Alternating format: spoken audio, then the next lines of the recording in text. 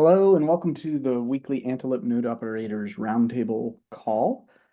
Every week, the node operators and block producers for Antelope networks gather to discuss ongoing development of the Leap software and issues we're seeing in production and ways that we can improve EOS and other Antelope networks in the future. So today we're going to hit that last theme with a discussion on how we might make it easier for non-block producers to run nodes. We discussed this a bit last week, and a lot of that discussion ended up kind of focusing on the question of, well, who do we need to make it easier for? So I'd like to sidestep that discussion today by sort of arbitrarily, not totally arbitrarily, but picking a specific persona and kind of just going through the exercise of defining how we might make Node.EOS perfect, in air quotes, for that specific persona. I think there was generally more weight towards the exchange persona last week. This is not to say that we will only discuss this for exchanges. Like maybe in a future discussion, we can zone in on a different persona, like developers, for example. But for this week, I would like to, the prompt that I'm putting out there is, if we were to have, Node.EOS specifically for exchanges, right? And we were sort of redesign, modify Node.EOS, build a new app from scratch, whatever it is, right? What might it look like to provide the perfect solution for exchanges? So I think that first starts with a discussion of, what are the limited needs or the unique needs that exchanges have that others may or may not have. So let's start there. Needs for exchanges. And this, by the way, can be speculative. Obviously, like I don't believe anybody on this call is directly involved in an exchange, right? So speculative Not that we can talk thoughts about. are welcome. Say that again, Shaq. I'm just making a joke. I'm like, not that we can talk about Yeah, association yeah. of exchanges, That's fine. I mean, I can speak on the things that I've heard of.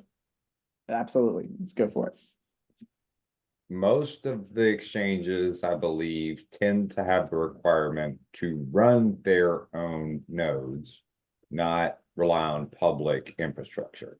So it has to be something, which kind of goes without saying at the beginning of the conversation, but more so, they need their people to be able to run it. They need to be able to run it on hardware that's relatively easy and cheaply accessible to them, i.e. AWS, if you could, whatever. So, proprietary administration and management of the nodes is something more unique versus like DApp, Yep. That could possibly use And public. I don't want to take anything for granted. So again, speculation is welcome here. I can do the legwork on my own and working with others to validate or invalidate any assumptions that we talk about here. But yes, I believe that to be the case as well. What I don't want to take for granted is the why. So does anybody have a thought on why that is? I mean, why they want it in AWS? Yeah, and I'm by the way, I'm playing the role of asking dumb questions. So no, not why they want it in AWS, but why they need to run their own nodes.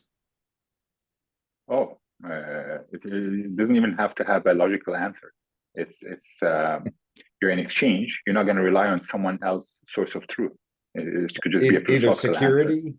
Yeah, either security or even just infrastructure and technical latency, proximity, whatever. I mean, There's all sorts of reasons. Maybe they just hate life and want to run the node. No, but in reality, And people want to there's- control their whole, like when we run things, we want to control from A to Yeah. Z. And when we're running, we're not running like Right. an exchange that has like millions of dollars going through it. So if you're running an exchange, you definitely want to control A to Z. So in case there's any issue with any of your nodes, you're aware of what is happening, and you want to run your own redundant infrastructure. You're not going to just be connecting to like, say USA's endpoint, and then just like contact him if shit goes down and you can't process transactions, right? You have to have your own expertise that are able to manage it with ease, right? Especially for the smaller players. And yes, maybe having something that is available on common cloud providers versus Hetzner or some obscure standalone server providers is also important to them in the sense of being easily moving their infrastructure in case there's an issue. If Hetzner says like, oh, we're not going to allow anything to do with crypto, I don't know what they do. Maybe they have their own data center places. Maybe they just use AWS. But the idea is they need something that can be available in all those different options for them, so they're not limited. I think that would be important. So addition to all that, I would say, I've heard some exchanges, they need to run 3 nodes and all 3 need to give the same answer before they process a transaction. Right. So they need to make sure they're not on a fork and doing something weird and whatever, right? They're They're on dealing, consensus. it could be multi-millions of dollars, right? So, Yep. right. Right, but they might as well wait for lib, because if their node EOS is compromised, it will be on all the different. Yeah, but they don't necessarily trust that Node EOS works however it works, right? Because Yeah, I was they, about to say. like you said, experts, and then I put air quotes while you were talking, which I don't know if you saw, right? Because they're not really experts in how Node EOS works, right? Because they have to run like whatever 100 different blockchains, right? So is Who that- knows how all those work? Is that basically a homegrown version of like finality verification? Is that what Yeah. we're saying? I mean, consensus. I mean, It's you know, consensus, you know. yeah. Do we have 3 nodes on the network that agree that this is the Yeah. case? Okay, good. Now Yep. we'll process your transaction. Correct. Okay. Because I work with some exchanges when we're going through the 3.1 upgrade or 2 point whatever, way back when.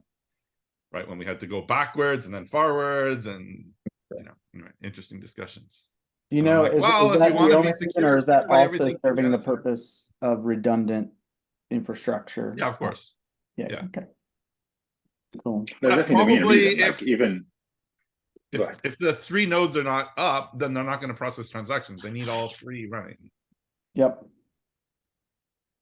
All right, so what else are the sort of requirements for an exchange? This isn't, even about making it easy at this point, just like what are the must-haves, right? Well, just to reiterate, to Shaq's see point, their right? transfers. Well, That's what I was no, gonna I mean, say. I was just going to say, it needs to be on standard hardware infrastructure, whatever that's, they can't build a bespoke thing for each chain. Right. So like when I was talking to the team, like I said, bring up the logs. Well, their logs are in Datadog. Their charts are in hosted Grafana, they're whatever, right? So they have to put everything wherever their corporate standard says that things have to go, not run whatever, weird stuff, right? So the guys who are doing troubleshooting can't SSH into the machine and look at it. Right, Right, there's they a don't lot have of running on permission to do that. Kubernetes or anything. It's not like they're gonna get a gaming desktop, put it next to their work, and be like, "Hey, that's our EOS stuff." They're gonna have to continue using whatever services and providers they already use. Yeah, correct. Yeah, that's a Right. good point. So a standard set of like infrastructure stuff. And to speculate, it's probably in AWS or something and blah, blah, blah. Yeah, But we know it's um, in AWS. Yeah. As least specialized hardware as possible, right? We always talk about a bare metal with 128 gigs of RAM, and everybody goes, "The fuck." but You being know, able so to, yep.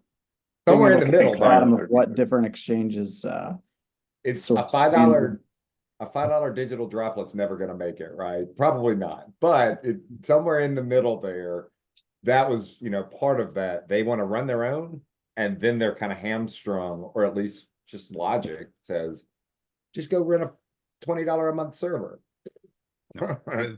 Corporate cannot do $20 a month servers. This is Right. not possible. right? Because there's corporate standards, you have to follow them. I worked in HP for X number of years, and I know how that works. So And that's it. Oh, go ahead. no, I was gonna say like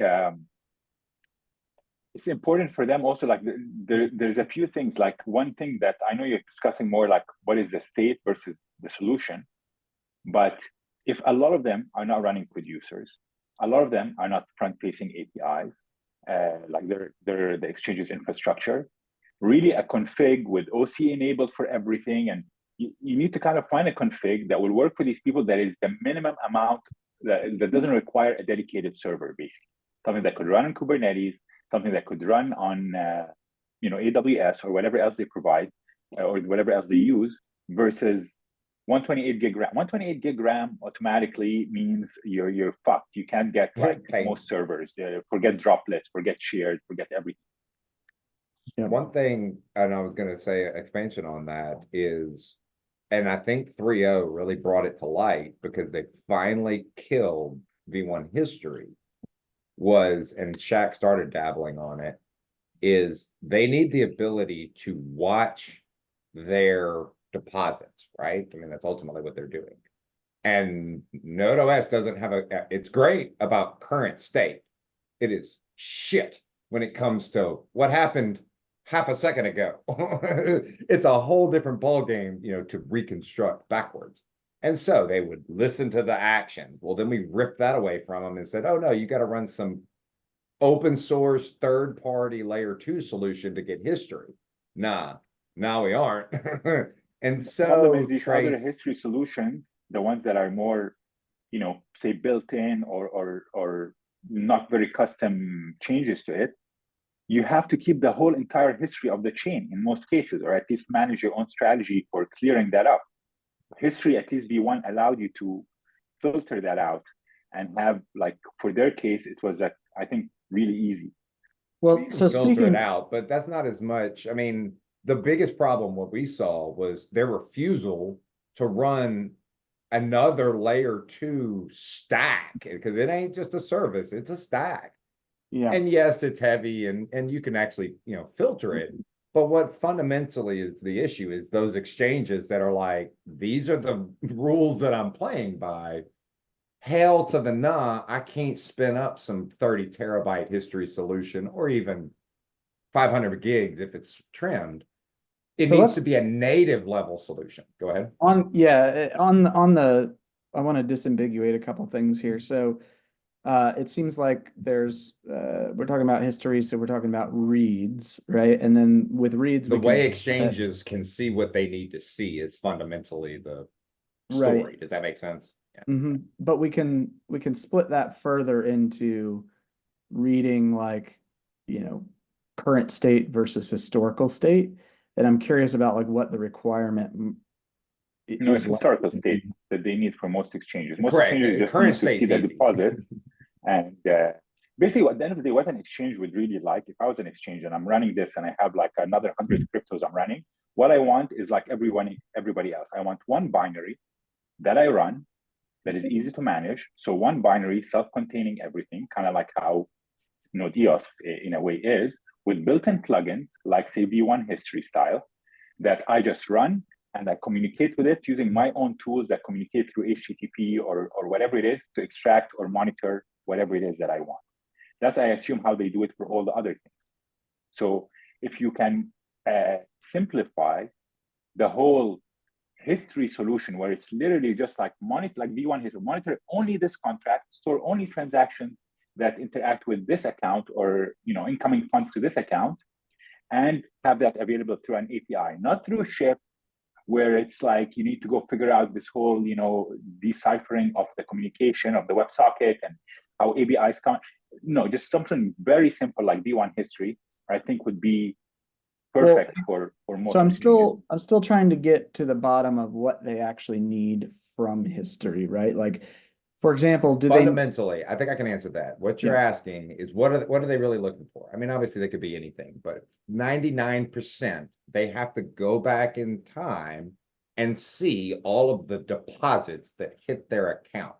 They can't look at the current state and say, tell me the balance and know who deposited something. They have to go back and say, go show me that transaction and tell me the data related to it, not So to querying a maybe, table. That make right, sense? to maybe expand on that a bit technically is, yes, I think that's the main thing they want, is just a history of all the transactions coming in to a specific account. That's like, or to multiple accounts. That's like probably 99% of what exchanges do. But ideally also some type of transaction life cycle. So, if you ever deposited EOS into an account, you can see there's like a confirmation count or whatever it is, which is generally done through some type of transaction life cycle. So if you can offer something like that, the transaction lifecycle is something somebody can do their own with a history solution and tracking lib. But the more you can give that kind of full package where it's here, run this binary, tell us your contract is on EOS for the exchange, and here you're getting output, you can query any transactions and track any specific transaction. Question, Come with wouldn't that the retry API potentially help offset that requirement if, because, and retry and transaction status, whatever, those two, I've run them together, but if they had in their default config, which we do, my API nodes spin up these APIs to say, have the retry and have the status. If they know to implement it, use this to submit your transaction and then use this to check the status of that transaction. They don't need the retry. Like, this is different. Like, the retry is just when they submit transactions, right? When they're I pushing get it, their but own, like, yeah. they play together, in my opinion. If it didn't work the first time, try again. But what you were saying is they need the ability to know whether transactions are finality. But that being said, Brian, one of the things that has helped fill that gap for years has been the trace API, as I understand, because it does help address some of the things Shaq talked about. Connecting to a serialized WebSocket fire hose is ridiculous, right? But trace API needs to be told, very similarly like history V1, it just needs it to even work. V1 just threw everything out the door, into the whatever, and then you could filter it backwards. Trace history is more specific. Here's the Coinbase 1.1 account. Here's what I want to monitor.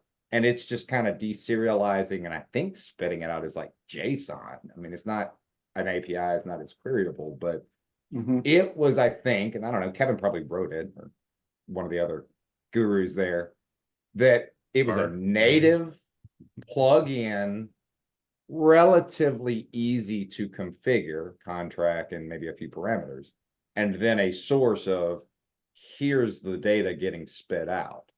Now, a config wizard could probably relatively easy set the default API parameters, set the default, trade. Oh, you're an exchange. What's your exchange account? Cool. It would configure the trace API to spit it out and standardize that, because I think that's how some of the exchanges, because they refused to run layer 2, they needed native, they no longer had V1, and there's either get block over and over and over and over and over and over and over on an API, or trace history, or some other history solution. Trace is the same, isn't it? Like, doesn't trace, you still need to do like a get block on it and get the whole block with all the transactions unfiltered? You do. So yeah, I think, like, yes, the Trace API plugin was built for exchanges, but it was built general purpose in terms of like it still like records everything, and you still got to know how to use it.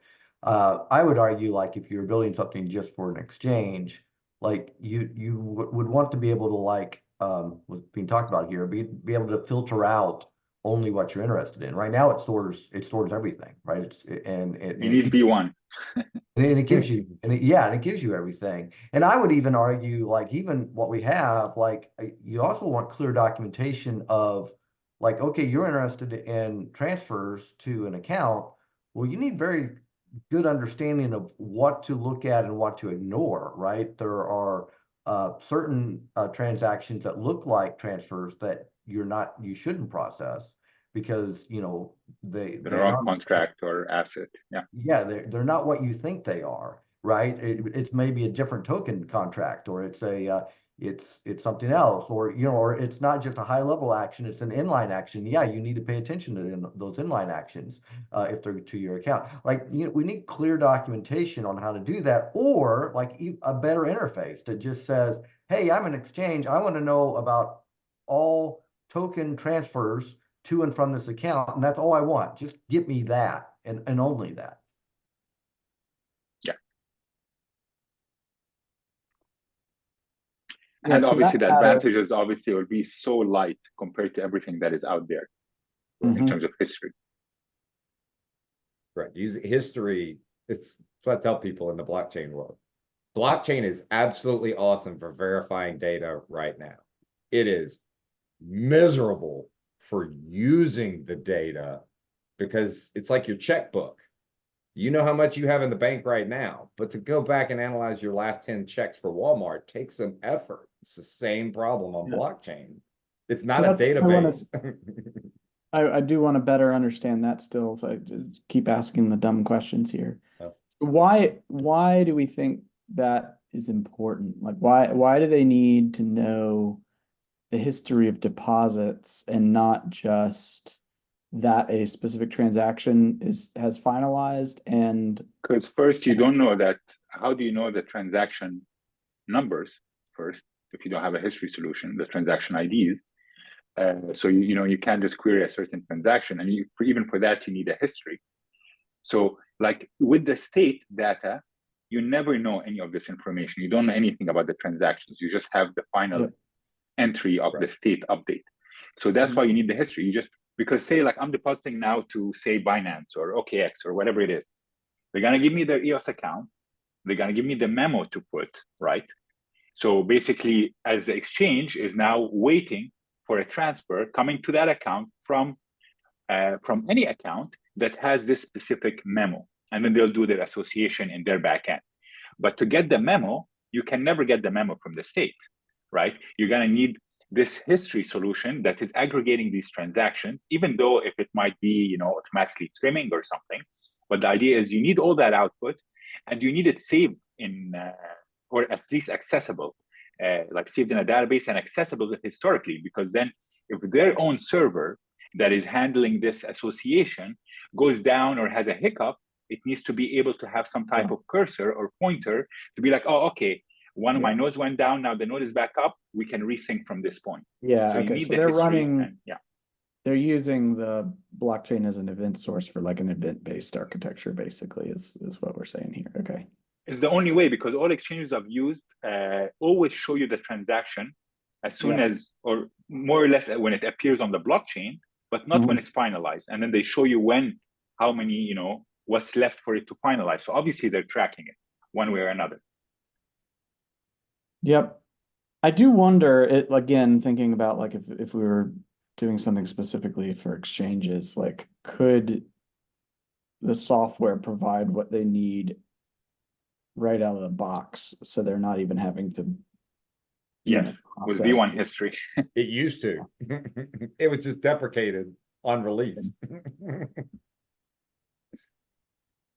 and that's because it was too It wasn't heavy of a scalable. It's not solution. scalable. I think it's memory But intensive, right? I wonder, Kevin, No, would I that think the reason why V1 history is great, in my opinion, in those situations when you have this filtered stuff, but people were using it as, for everything, except maybe EDOS or whatever. And that's where it was not scalable. And the decision was made to kind of put efforts into SHIP as the source of this, that is scalable and is able to be filtered or extracted through other tools.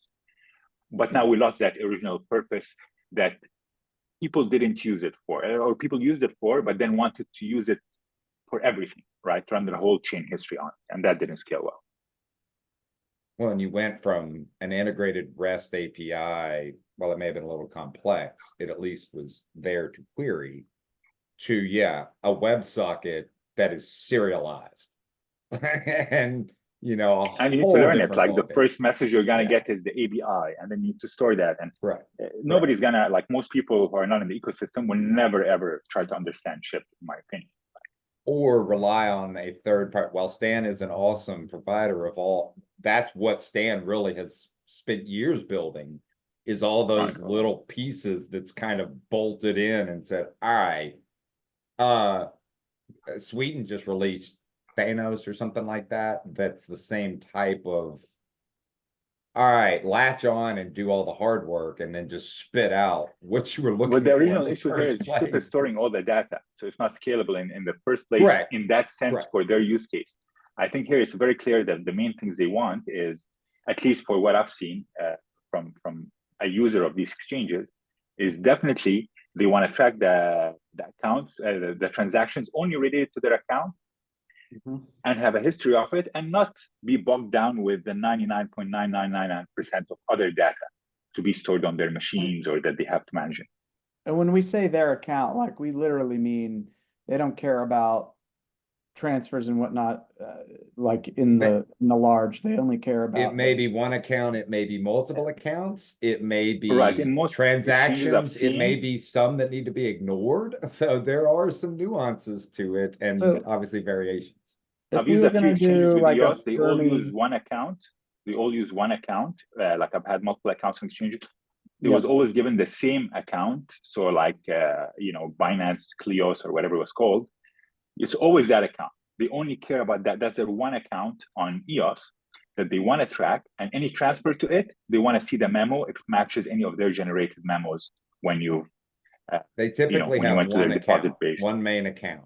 But I'm pretty sure that they have other accounts like Sure, wallets yeah. and things like that. So my point is yeah, like that they might have a cold. In terms of 99.9 tracking the reading and the it's- transactions, they care about one. Most cases. wax on Binance, whatever their account is, right? And then it's looking for a memo field. But Well, that's wax I- on, I- but what about wax off? Sorry. I'm sorry. it's too many characters, probably. You're gonna break a 13 character string.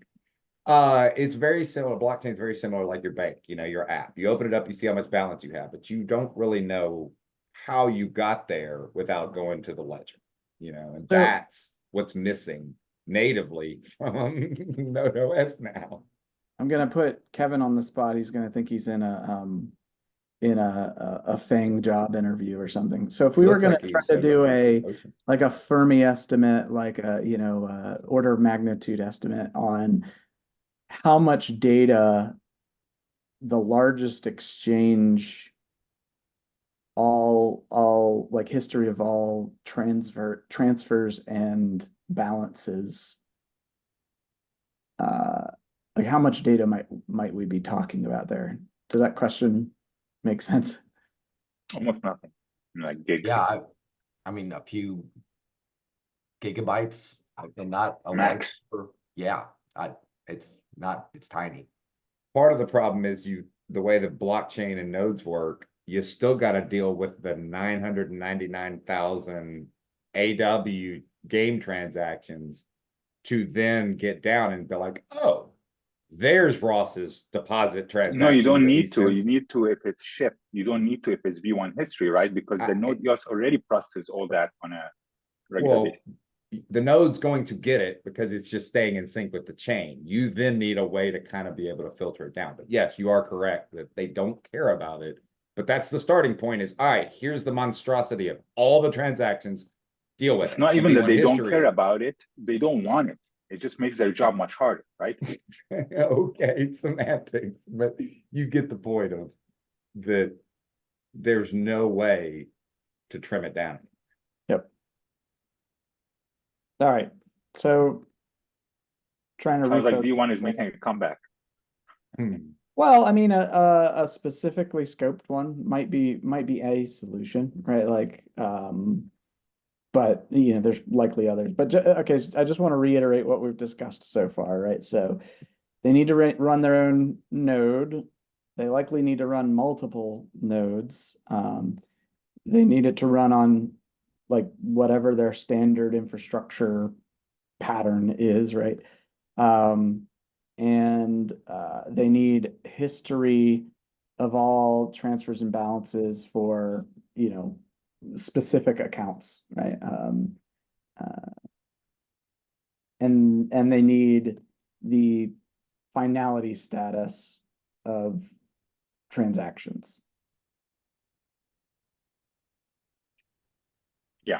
Track the finality status, like Yep. Okay, so now what? Oh, maybe I want to add another use case, and it's also maybe not so much exchanges, but let's say like EOS EVM. EOS EVM is technically kind of an exchange where they only care about one single account, and they build their block explorer, they build their bridge, and so I think it can also be those sort of like dedicated single smart contract applications that really only care about one single account or very handful, and they need to replicate history, but they don't care about the rest of the chain.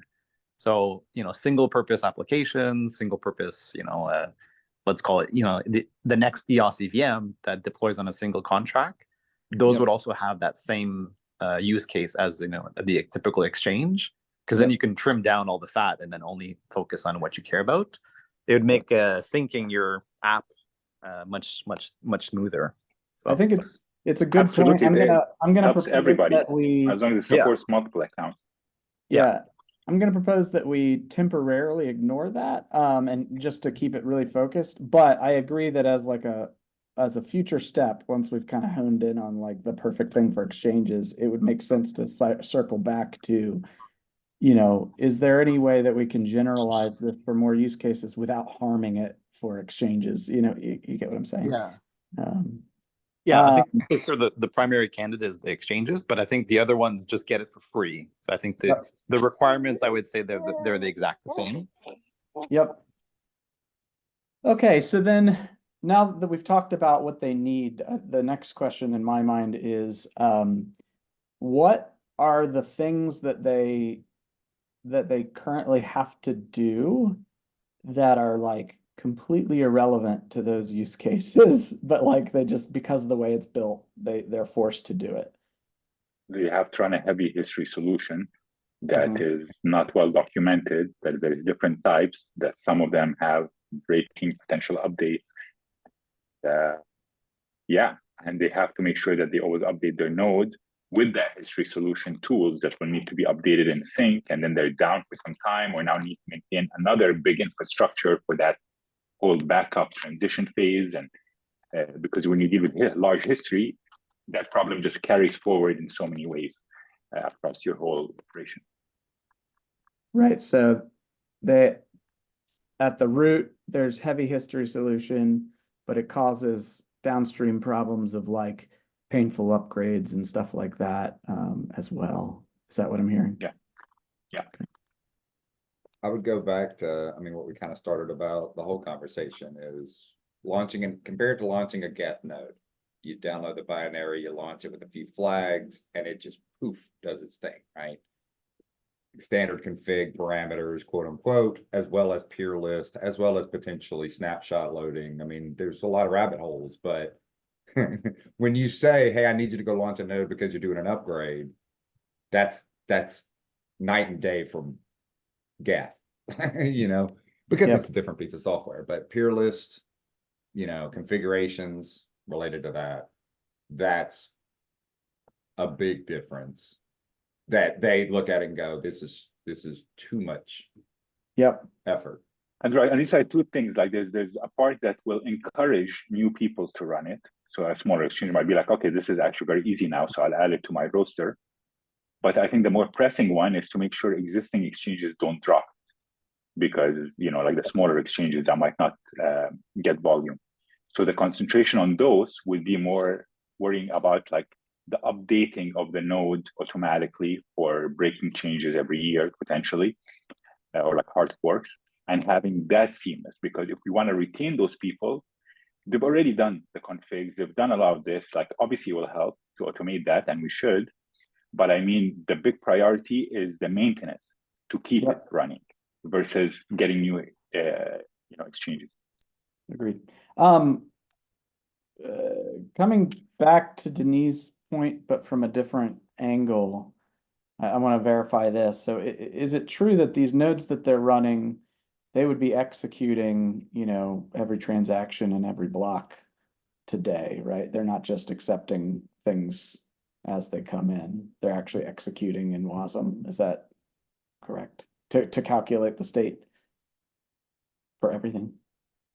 You mean like for like applications, like what they're using, how they're using it? Like they're using either But ship.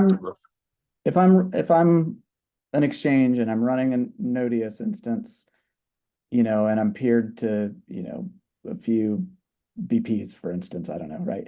I'm receiving blocks.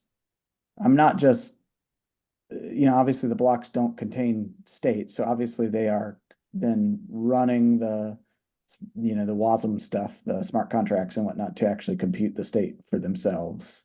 No, they're just running a node. My understanding, they're just running a node, and Node EOS is automatically applying the block as it comes and updating its internal state. But that action of applying the blocks is executing all of the smart contracts, right?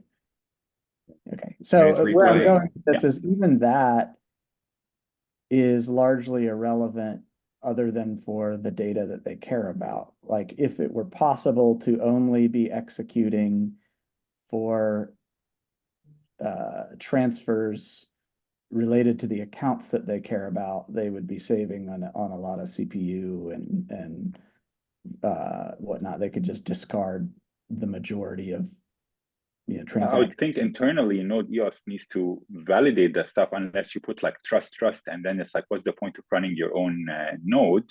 I think what you could do is the part where you don't care about is the subjective billing and all that, so you can just OC everything as a node running, because sure, and so you might be right, but if they were running like in an LIB mode or something where they were, or irreversible mode, whatever the heck the mode is called, right? Yeah. Where they were only accepting finalized blocks, would that be relevant? That would definitely lower their, resource usage of the machine.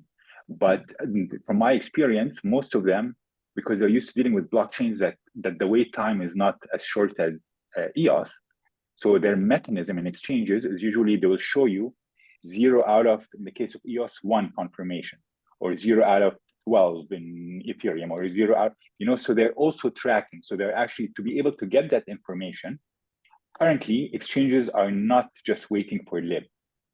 It shows when the transaction is in the kind of the mempool, so to speak, or in like already part of the chain changes before lib. And once it's lib is when you're able to use it within the exchanges, like fully confirmed, Yeah. So, So my understanding is they track it from before lib. So they'll have a normal node EOS. Yeah. Part of what's coloring this is obviously instant finality is coming, and that'll take finality times to 1.5 seconds ish, right? And there are ways that on the docket where we might be able to even cut that in half. So 1.5. In that case, it makes sense to have the default config for them is to only accept P2P, accept only lib.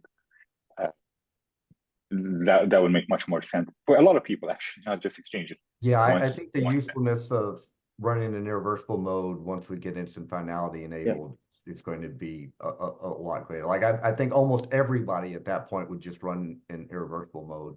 And then, sorry, Kevin, go ahead.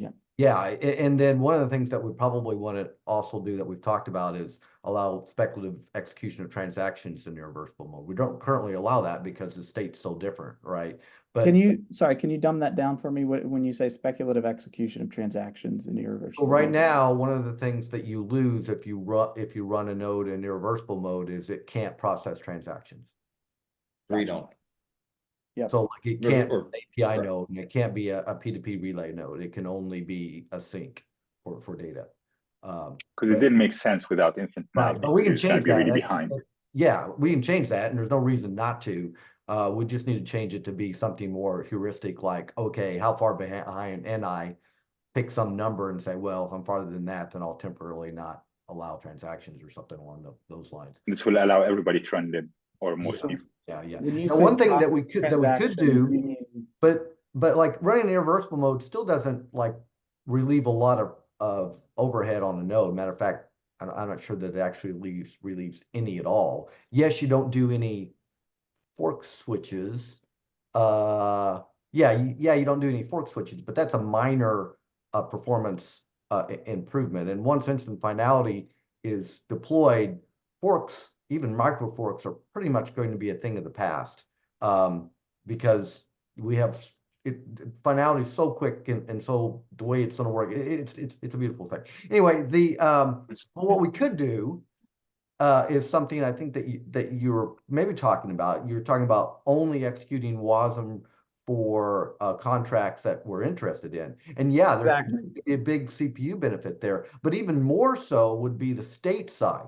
Like imagine you want to run wax node, but you're only interested in transfers. Well, you'd only need to store the state of transfers. And Precisely. so, That's where I was yeah, you going. go I from could needing imagine like a 128 gigs of predicate. RAM to needing, a couple Yep. gigs of RAM. Exactly. And So to apply the block, you Denise's want me to be point, aware of the existing stuff? Well, now existing what we're state? talking about is not something that's implemented in a day, right? I mean, you're talking about striding the database.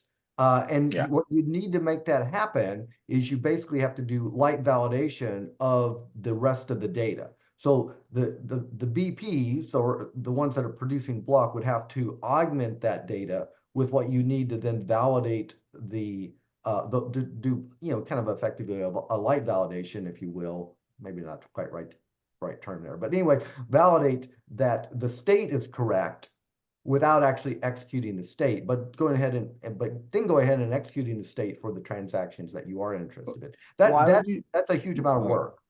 Why would you need to validate the I'm going to call it irrelevant state? Well, you have to know, somehow you have to know that this transaction that I'm not going to execute isn't touching state data of EOSIO token, right? You have to know that somehow. And so you either have to blindly trust somebody that that's true, which you don't want to do, or you need some sort of proofs that's given to you that you can validate that, yes, okay, I'm not going to execute this, but I can tell from what you've told me that I can prove that it doesn't touch this data. Okay. So basically it's a sharp knife in that you could think you understand that, oh, only these transactions touch this data, but maybe you're wrong, or maybe it changes in the future or something like that. And so therefore you need to be able to validate the overall sort of state markers or something like that to. Right. So like if, for example, if a BP, one of the things they produced along with their block was state deltas of that block and proofs on that, then you could just verify that and apply it appropriately. I mean, wouldn't that potentially cause some issues if it's got inlines and I mean, you could probably block all that, but that just seems like a recipe for. Well, no, that's what you need. That's why you have to like prove that, that's why you have to have the proofs, because yeah, you can't tell by just looking at the transaction without executing it. You have to execute the transaction. Somebody has to execute the transaction, Right. make sure there aren't any inlines that do a transfer. Now, if you're not the node that's doing that, you've got to be given enough data that you can at least validate that it didn't happen. Right. And I was going to say, like, there might be some hacky way where you just throw away state data that's irrelevant, but actually that's not true, because obviously you can't execute the transactions if you don't have the state for it. So you would need to be able to, Right, that's the tricky part, right? Yeah, you conceptually, your first idea is like, well, heck, there's a whole ton of like this data that for contracts I don't care about. Well, I just won't even store that data. But that's fine. But you've got to validate that that transaction didn't do an inline, and to be able to validate that transaction, you have to have that data, right? But is it true? I'm gonna fantasy land for a second. Is it true that if you could have confidence that, hey, only these actions modify the state I care about, that you wouldn't really need to validate the rest of state at all? You would just throw everything away and just right, because you have proof for the changes you need. Yep, right. Exactly. Gotcha. Now And that would give the most benefit, because the biggest benefit here would be the whole state. That's the big barrier to running it on a lot of the different providers that these individuals use. An alternative I was thinking of is just like clearly just a swap file where only their state is kind of kept in memory, and the rest is like they don't care how fast it is. But obviously, this is a much nicer solution, but it's much more involved. And wasn't that supposed to be certainly Rock's touches DB? other things. Yeah, it certainly touches other things too, right? Because it also plays into how you like restarting from snapshots and stuff like that. Like, what does a snapshot even mean if you only have partial state in the first place? Right. Well, yeah, could skip over that state when you're loading the snapshot. I don't think we'd want to On, create sparse snapshots, but on the other hand, replay from Genesis might be pretty dang light if you are only executing. yeah, I mean, it's still replay for Genesis is still 3 terabytes worth of data, whether you're processing it or not. Good point. 300 million blocks on these Just chains. downloading that Just- data is time consuming, right? I mean, we're at the point that's a big file. And so that might be, does this play into the concept of verifiable state domains where you would like, it's not necessarily verifying the overall state, but like, Yeah, that's where you have to do it. yeah. Yeah. Gotcha. Yeah, it's that whole thing, I think RX written it up. It's like, it's a heavy lift. Yeah, and bringing this back to Denise's point, then like generalizing this, if you're like the EVM stuff, right? You would likewise, if you were running a node, you would only be executing EVM related transactions for that node, and only have state related to EVM.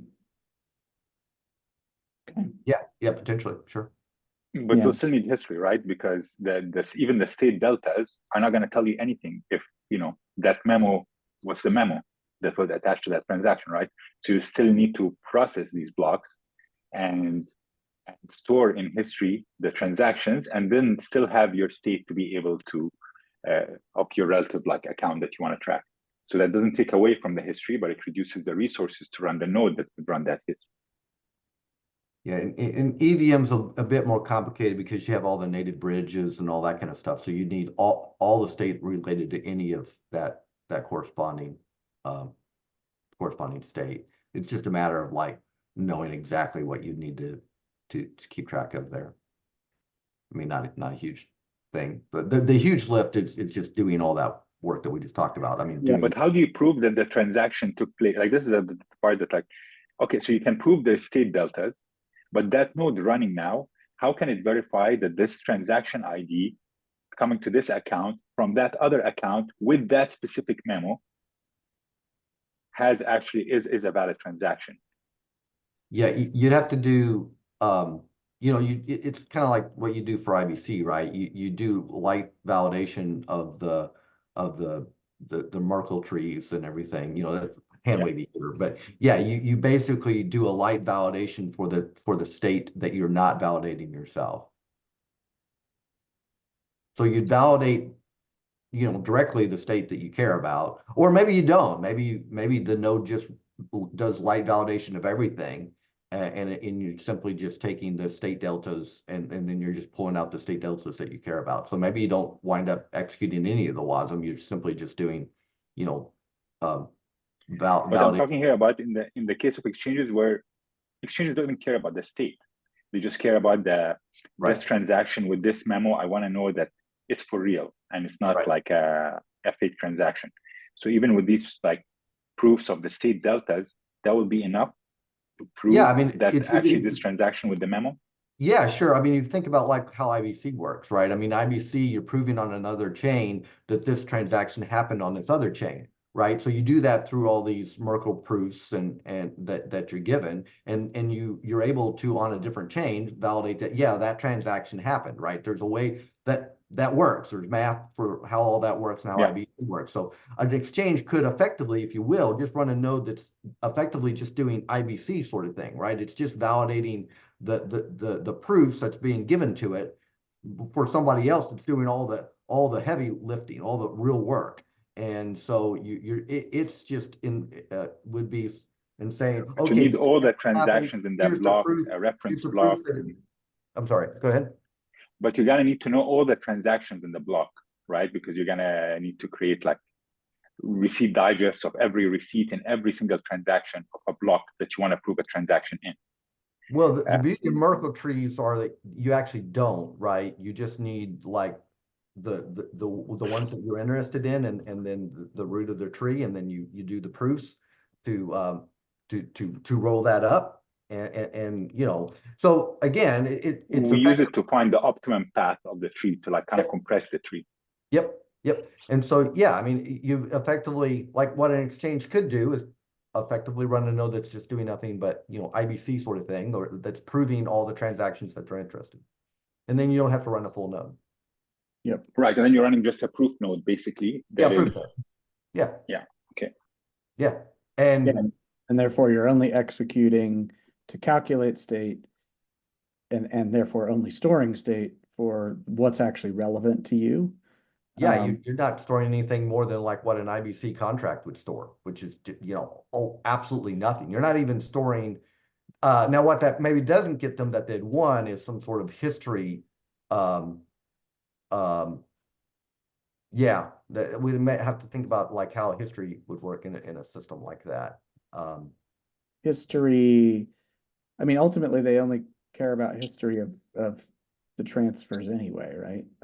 Yeah, so maybe they probably just store their own history as they're building up the proofs for each and every Right. It becomes potentially, feasible because the history is so much smaller now, right? Like, Well, it's more they're going to create their own history in a sense. right. all right. Well, we're 9 minutes over. Fascinating discussion and definitely some area for further exploration here. I would, so next time we'll likely continue this, but try to explore some more immediate, more practical things, sort of branches of this tree, if you will. I think this concept is really exciting, and we'll continue that discussion as well. But I also want to make sure we look for the low-hanging fruit ideas as well. But all right, thanks everyone for joining and participating in the discussion, and I'll see you next week. Thanks. And just I want to tell just Kevin, the only thing that smart contract for IBC is storing really, or more the other smart contracts using it is the hash kind of that, just to avoid replay attacks, right? That's the only thing that needs to be stored. Yeah, exactly. Yep. Yeah, so a tiny little bit of nothing. Yeah. Yep. All right, thanks everyone. Have a good week. Cheers, everyone. Night, Ross.